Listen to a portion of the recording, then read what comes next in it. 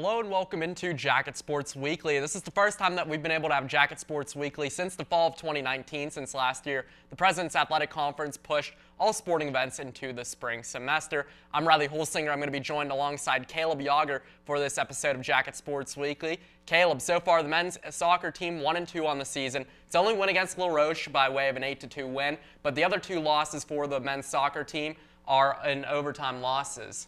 And overtime losses, that's something to keep in mind because they're not blowouts, but they're overtime losses. Their first one was against Allegheny College, against the Gators, 3-2, and not one overtime, but double overtime. And then the next game they bounced right back with an 8-2 victory, and they possessed the ball for 70% of the time, which was absolutely outstanding for the Yellow Jackets. And their most recent loss came to Mount Aloysius in overtime, 1-0. And it was on a penalty shot, and I watched the replay of the penalty that they called, and it was very controversial. So, I mean, it was a very, very tight loss, but it's still a pretty decent start to the season so far. But Daniel Hott leads the team with 3 goals so far. And also, Waynesburg is doing well conference-wise. They have the second most goals in the PAC with 10. Westminster is the only team that's on top. They also lead in goals per game, just over 3, and they lead the conference in assists as well. Yeah, I was going to mention Daniel Hott there, who's seemingly been here forever at Waynesburg University, 3 goals in 3 games. So some old faces for this soccer team, as well as some new faces, 2 freshman goaltenders for the team. So we'll keep progress on Zach Burke and Michael Francis's progression over the season, see how well they do for the team. Moving over to the women's soccer team, 2-1 on the season. Lost the first game 2-1 against Mount Union. Ended up winning the past 2 games against La Roche and Mount Aloysius, 5-0, and then 1-0, Caleb. Yeah, and then just the women's team is also having a great start to the season as well. I mean, their first game was at home against Mount Union. Mount Union already played 1 game. That was their first game. They only lost 2-1. And not only do the men's team have a new coach, but the women's team have a new coach as well in George DiAugustino. And, they bounced back against La Roche, similar to the men's team, 5-0. And then most recently they won against Mount Aloysius, 1-0. And the only goal coming from Haley Frizzell, assisted by Leah Vinay with 418. Yeah, a solid returning group for this women's soccer team. Grace Ingram, Frizzell, Megan Brisky, and Leah Vinay, just like how you mentioned right there. No Faith Fallick for this team this year in goaltender, but they do have Autumn Blair set back to start for pretty much the majority of the season, something that she's used to back in her freshman season for the Yellow Jackets. Solid goaltender there. Keep an eye on their progress throughout the year, as well as the men's soccer team. Moving over to the volleyball team right now. The volleyball team, 4-3 on the season, has already more wins in 7 games than they did all of last year, finished 2-10 last year, and also more are tied in the win total back in 2019. They finished 4-23 back in 2019. Already 4-3 this season, Caleb. And if you look at the results of each of their games, they've either lost 3-0 or they've won 3-0. And the only game that has had a different score is their game against Pitt Radford, when they barely lost 3-2 in an extra set to 15. But some of the standout players this year, they've had a good freshman standout class, especially Michaela Osborne, who led in the last game against Penn State at Greater Allegheny with 8 kills, and she led in that first game in multiple categories in the first game of the season. Also returning is Allison Johnson, who led the PAC last year in digs, a really, really key libero for this team. Yeah, Emily Taylor, she's really trying to build a winning culture with this team. She said to you last year that her expectation was to go ahead and win the President's Athletic Conference. She's really doing so with some of these recruits that she's bringing in. You mentioned Osborne right there. Emma Hyatt's another one, as well as Madison Dayton. Those trio right there, they're really stepping up as freshmen for this volleyball team, and it's going to be really interesting to see how well they're going to do this year, since they're already above the 500 mark, and they've already surpassed the win total of last season, and they're going to pass the win total for a lot of these other games. They have a big conference game coming up against Washington and Jefferson Wednesday at 7. The team will play in the Allegheny Gator Invitational this Friday at Allegheny College. Moving over to the gridiron right now, the Waynesburg University football team back in action, 0-2. Ended up losing to Muskingum in the first game, 49-6. Lost this past Saturday, 66-33 against Case Western Reserve, Caleb. And you look at the result of this Case Western game, it was 66-33, 33-point differential, but if you were there to watch the game or at least watched it on the Waynesburg University Sports Network, it was really a lot of positives to take away from that game. Tyler Raines, 17-28, 345 yards, 3 touchdowns, no interceptions. In his first game last year, he threw 4 interceptions in a single game. Justin Flack, 21 attempts, 116 yards gained, 112 net yards. And then we can't go without discussing Dakota Romantino. 9 receptions, 260 yards, 1 touchdown. Also set a record for Waynesburg football history. Yeah, Dakota Romantino had a really solid game for the Yellow Jackets out there. And I left the stadium on Saturday. Even though it was like a 33-point loss for Waynesburg, I left the stadium acting like Waynesburg won because it seemed like this was the first time in a while that this Waynesburg offense really showed life. I mean, Tyler Raines improved on his Week 1 performance against Muskingum, which he only threw for 21 yards, ended up throwing for 300 plus and 3 touchdowns. So it was a really solid performance by him. Romantino, great to see him with over 200 yards. He's a very young player for this team, only a sophomore. Hasn't been with the program too long, about only a week and a half, so it'll be interesting to see how he grows the more he gets to know the offense here for the Yellow Jackets. But we'll have more with the football conversation coming up right here on Jacket Sports Weekly as our analyst, Jared Weicker, comes to discuss the previous games for the Yellow Jackets and the next game coming up against Teal College this Saturday. You're watching WCTV, where we aim to bring you the best local coverage of what you care about most. Everything from local businesses to hometown sports and the latest weather. We're keeping up to date with what you need to know about issues that affect our campus and our community. We're telling the stories that matter, celebrating our past, our future, and our potential. So tune in for all the latest buzz right here on WCTV Channel 14, Waynesburg. Welcome back to Jacket Sports Weekly on WCTV. I'm Caleb Yager, and we're going to be joined alongside our football analyst, Jared Weicker. And Jared, looking at the start of the football season, Waynesburg in their first game, 49-6 loss against Muskingum. But most recently, this past Saturday, 66-33 loss to Case Western. But it was a really impressive performance from not only Waynesburg, but Case Western as well. Statistically, these teams played outstanding on Saturday. Yeah, certainly, and starting with Case Western, Drew Saxton, the quarterback, threw for 413 yards and 5 touchdowns, and that's something we expect from Drew Saxton. He's pretty much been the man in the PAC, leading his offense for the Spartans. But rushing, it's a different story for Case Western. No running back for the Spartans got over 40 yards in that game. Orsini, the main featured guy, only had 29 yards in the game, although he did score 2 touchdowns. But really, that's something interesting to point out. But for Waynesburg, as you guys mentioned, Justin Flack, big bounce back for him, 113 yards on the ground. And of course, Tyler Raines, the quarterback, 345 yards and 3 touchdowns. So really, I think the story of the Case Western game was the offense coming alive for Waynesburg, at least in the second half of that game. And in the beginning of the second half, there was 4 touchdowns scored. But it was the Spartans who started with the ball, scored a touchdown. Waynesburg then answered back with a score. The Spartans went down the field, scored, and then Waynesburg scored one again. So really, there was a lot of positives in the sense of Waynesburg proved that they can move the ball, especially on a quality team like the Spartans.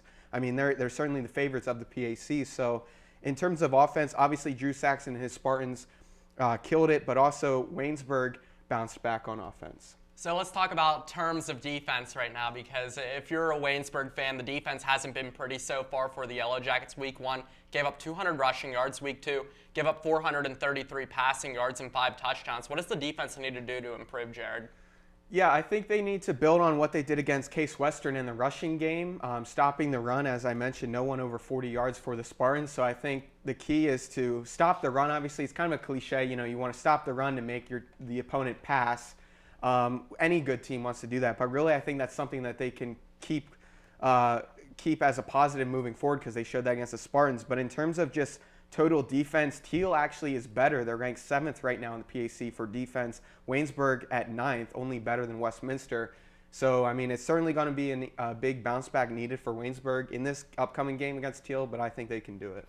And Colton Morgan for the Case Western Reserve Spartans, he was a D3.com preseason All-American, but he had 90 yards in the game, only 4 receptions. He did have a touchdown, but that mostly came in the second half. But the numbers are surprisingly lower for what you expect from a preseason All-American. So how did Waynesburg defensively do well against Morgan? Well, they definitely were able to stop him, but I mean, when you look at the other players, Lucas DeCaro and others, I mean, DeCaro himself had 155 yards, other guys 138 yards. So they were able to stop Colt Morgan, of course, but I think that was more of a coaching side. They wanted to stop Colt Morgan and make other people step up, and they certainly did. So, I mean, it's a good job at least for, especially for Waynesburg, like I said, with a 9th-ranked defense to be able to stop a receiver like that. But, I mean, you need the depth to stop the other receivers, too. I mean, it's not good enough to just stop one guy, especially when you're going against a good quarterback like Saxton. The last time Waynesburg won a game was October 5th, 2019 against the Teal College Tomcats. Now, this week, Waynesburg also plays Teal College once again. Jared, what does Waynesburg really need to do in this matchup in order to win their first game in 2 years? They need to really rely on their great depth at the running back position. Justin Flack, Nick Hall, and Dante Clark Jr. Now, obviously, Justin Flack was the main guy against Case Western, but especially against a team like Teal, I think rotating and being a running back by committee kind of team, keeping the guys fresh and in the game, and able to take over games like that. The running game for sure, but also Tyler Raines. I think Dakota Romantino and Tyler Raines proved that they can be a deadly combination on the field. Quick strikes, quick scores, so they need to keep that up as well. And also even spread the wealth like other receivers like Kearns and Craig. And that's going to do it for Waynesburg football. Thank you very much, Jared. You provided a great analysis. And when we come back, we'll be talking about men's and women's soccer right here on Jacket Sports Weekly.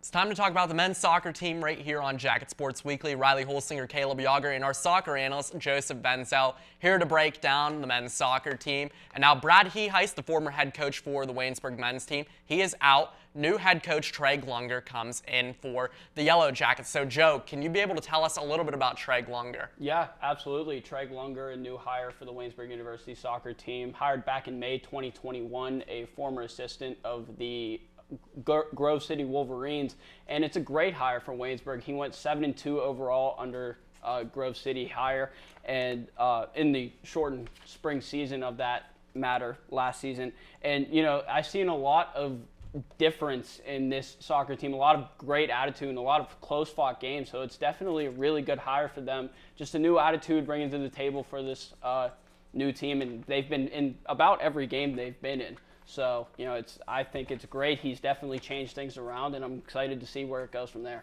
And you mentioned really close and hard-fought games. In their first game against Allegheny College, a 3-2 loss in double overtime. They won the second game 8-2, a huge 6-goal win for the Yellow Jackets. But then Mount Aloysius this past Saturday, 1-0 in overtime off a penalty kick. What can you tell us about the resilience of this team and how they can win more games as the season progresses? Yeah, no, they have definitely been in every single game that they've been through. Like you said, 3-2 overtime, double overtime loss, I should say, in the first game against Allegheny. And that's definitely a key point on Daniel Hott, the veteran senior, coming off leading this soccer team with 3 goals, 1 in that Allegheny game and 2 in that dominating win over La Roche.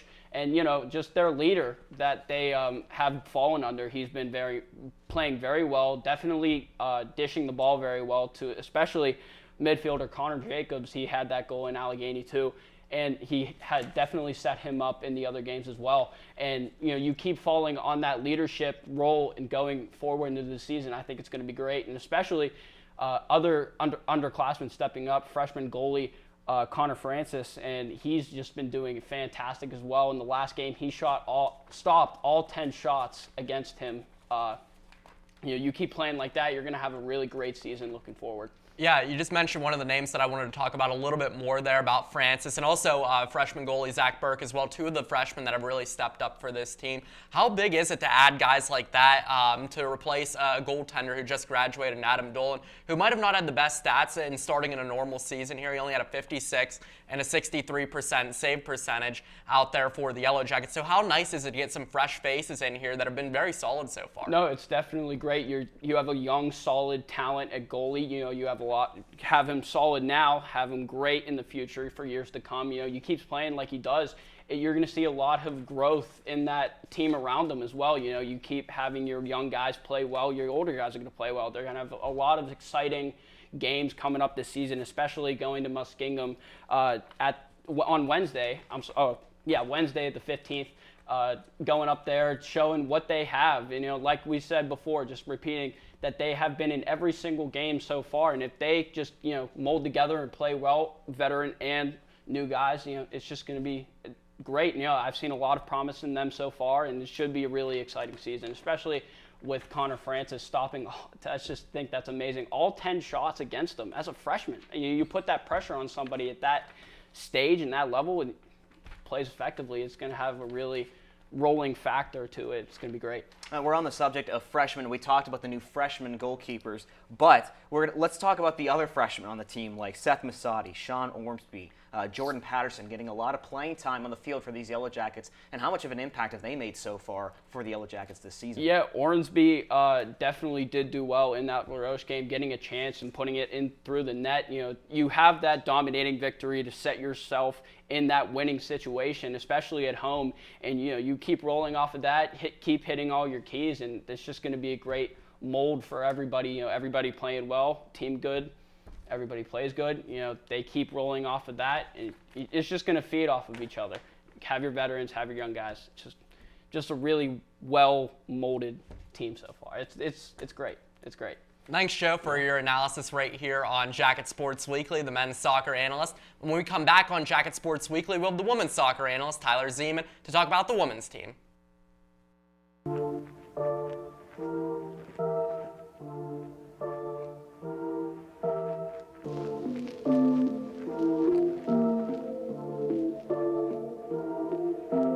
Here goes Zuzik into the end zone, almost untouched. The middle, back out to Delaney, 3-ball. How about, yes. Cuts up inside, into the end zone. Touchdown, Trenton Carter.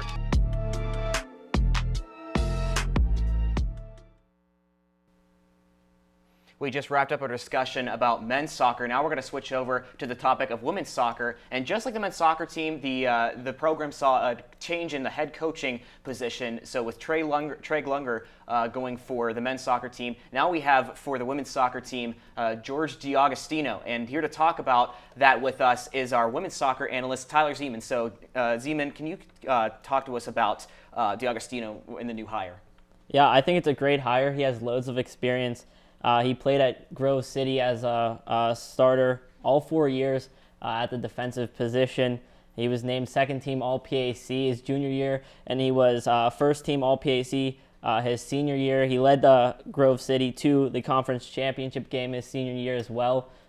He's coached all over the country, and being a player of the game, I think that's one of the best perks you can have in a soccer coach. Yeah, DiAgostino, he used to shred Waynesburg University a bit in some of these games, so it's nice having him come over to our side. And it's a little unique, too. We end up getting both of our coaches with experience at Grove City, so it's a little bit of an interesting thing there, Tyler. The women's soccer team, 2-1 on the season, lost the first game 2-1 against Mount Union, but won the past two games against LaRoche and Mount Aloysius 5-0, and then 1-0 in that Mount Aloysius game. What have been some of the things that have been sticking out to you so far in this women's soccer team? Well, it was a tough loss the first time out, but I like how the girls really rebounded back in the second or the last two games they played. One thing that's really stood out to me is the experience at goalkeeper they have in Autumn Blair, who saved 83% of the shots she's faced, only allowed one goal. Last season, they gave up 8 goals in their first 3 games, so only conceding 1 in the first 3 this season. Obviously a great start, and I think it has a lot to do with the experience at defense that D'Agostino has.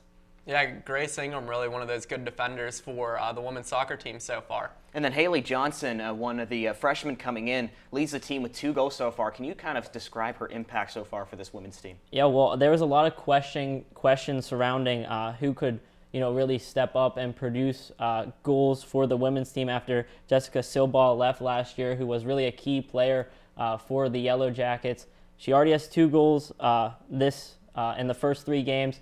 A lot of good things that she's produced. She played very well throughout high school. I know I saw her a couple of times whenever she played against Baldwin. Always really good first to the ball, really aggressive, and D'Agostino has only had good things to say about her in the first 3 games. Yeah, she's definitely made a big impact so far for the Lady Jackets on the soccer field. So no Faith Fallick this year, the goalkeeper of last year's team. Autumn Blair returns back to her starting spot, saw a lot of starting time her freshman season here. Didn't see as much time last year minding the net. So how big is it to kind of return her, who has had a lot of experience, not so much last year, but she's already made a big impact so far, like you said, and how big is it just to return an experienced goalkeeper in her? I think it's a pretty big thing to return an experienced goalkeeper. She already knows the pace of the game, especially in PAC play, considering they only played PAC teams in the spring. She has an idea of who she's going up against. She's going to see the ball better coming off the feet of the forwards, and I think with the new signing, or with the new head coach who has experience at defense, and Grace Ingram, a defender, returning for the Yellow Jackets, along with Megan Brisky, who's a senior, a lot of experience in front of her, which I think only has to give her confidence. And we're going to finish up with one more question for you, Tyler. 3 games down, 12 to go.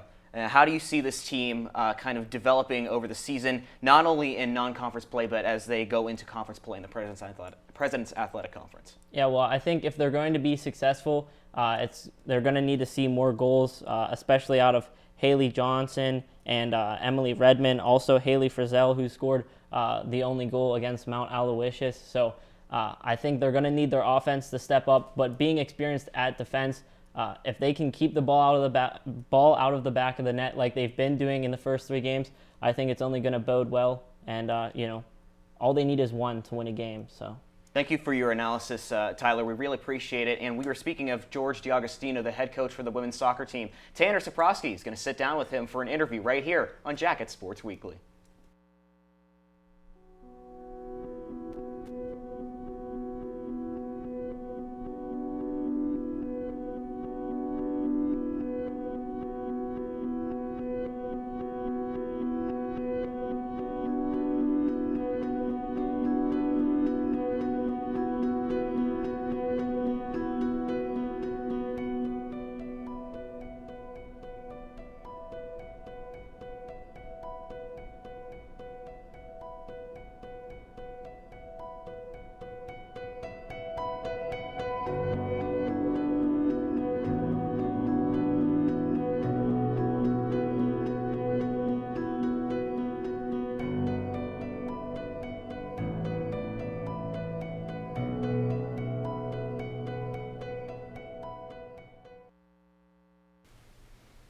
Back here on Jacket Sports Weekly, I'm Terrence Saprosky, joined alongside newly hired women's soccer head coach George D'Agostino. Coach, thank you for joining me today. Thanks for having me. I appreciate you guys having me on.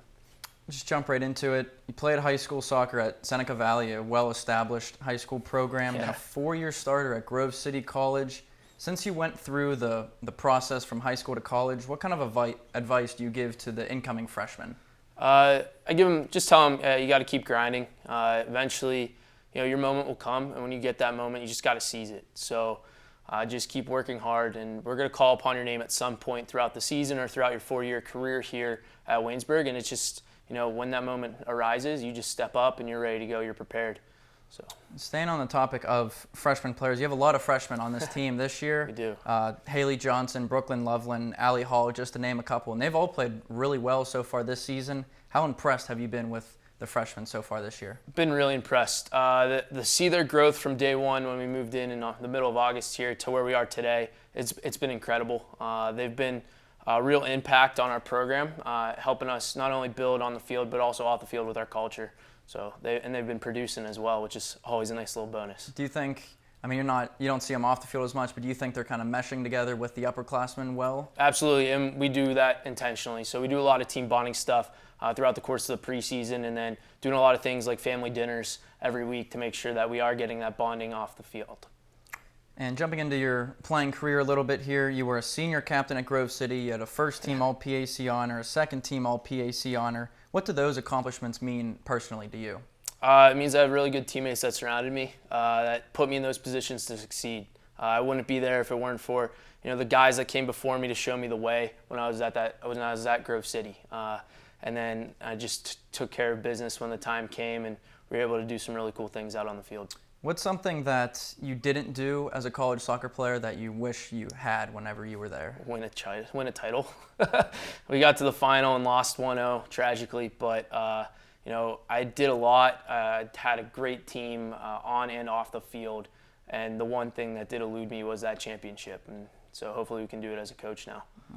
And into your coaching career, you started at Marion in 2017 after being a grad assistant at a successful Anderson University program. I feel like the obvious question here, why'd you make the move to Waynesburg University? Come back home. I'm a Western PA kid at heart. I was tired of being in the snow in Wisconsin. And the opportunity to coach a program like this in the conference I used to play in was just a dream. And I'm super excited for this opportunity and super excited what we've done so far, but really excited for the future and what it holds. What have you been, we'll say, impressed by or excited about so far in this season, this early season? I've been really impressed with our growth and our team, our work ethic. So just how hard we've been working and how much we've grown and understanding what we need to do as a program to take the next steps.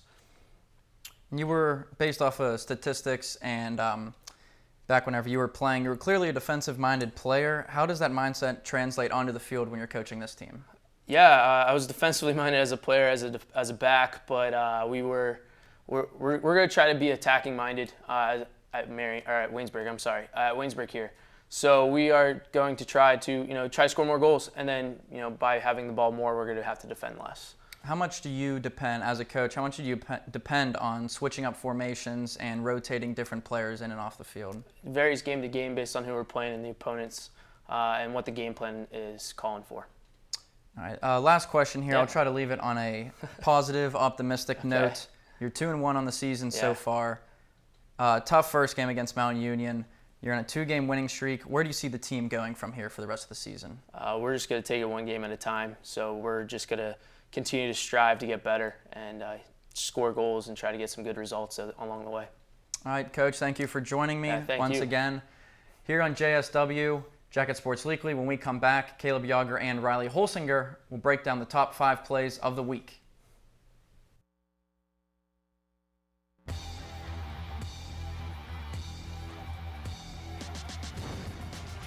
Piracy is a crime. If you see someone downloading copyrighted material without paying for it, then you should inform the authorities immediately.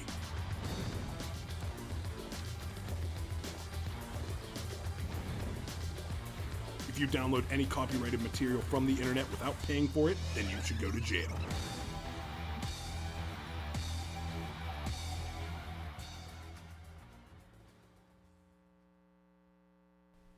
Normally for this segment on Jacket Sports Weekly, we'll be talking about our top 5 athletes of the week. This year we're doing something a little bit more different, and I think, honestly, a little bit cooler, Caleb. And we're going to have our top 5 plays of the week from Waynesburg games, so let's roll right into it. Play number 5 right now, Seth Messiati passes this one cross-field to Sam Hawkins. See the slow motion there, men's team 182. Number 4, Sean Ormsby from outside the 18 says, I want a little bit of that action. What a goal by Sean Ormsby. Waynesburg wins big, 8-2. 7-Eleven, stop and go and grab yourself a slushie on the way, Dakota Romantino. This is a 64-yard touchdown reception from Saturday. More on that game coming up shortly.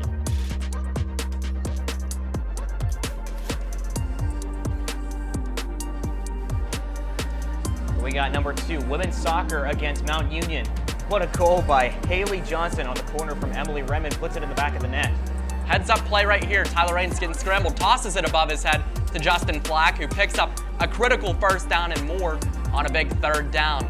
See right here the slow motion. Raines just tosses it right behind him. That's the chemistry that those two had as former roommates. That's the top 5 plays of the week right here on Jacket Sports Weekly. Definitely a cooler segment, Caleb. Yeah, I really enjoyed that. We'll definitely see more of that on future episodes right here on Jacket Sports Weekly. But that's all the time that we have for our content today. But we'll see you next week right here on Jacket Sports Weekly.